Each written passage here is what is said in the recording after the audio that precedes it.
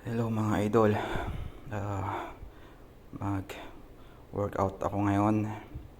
Yung ginagawa ko pala na to ay huwag nyong gagayahin kapag mga baguhan pa lang kayo kasi pwede kayong mapilayan. Yung gumagawa lamang nito yung sanay na tsaka araw-araw na nilang ginagawa. Hindi po pangkaraniwan yung ginagawa akong exercise para sa kamay.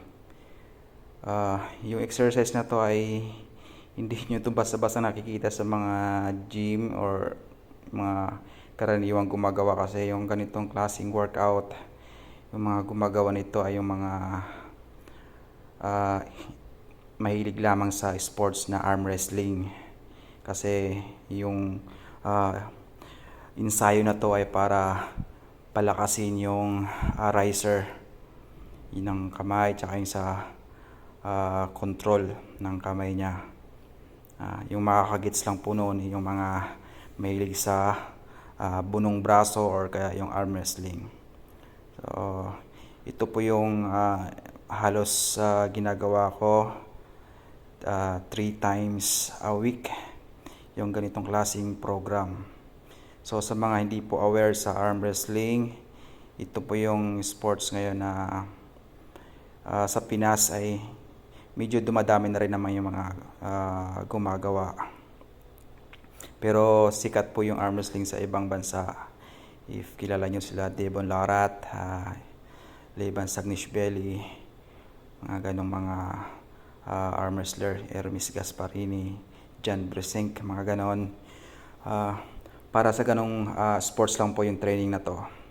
Yun nga po, kagaya ng sinasabi ko, maganda rin po kasi to gawa nung marami rin po siyang tama sa katawan. Kung mapapansin nyo, halos buong katawan po yung ginagamit. Kamay, likod, paa para persado. Kasi pagka hindi mo gamitan ng buong mong katawan, hindi mo po siya mabubuhat. Okay po. So ngayon, kakatapos ko lang, bago pala ako gumagawa nito,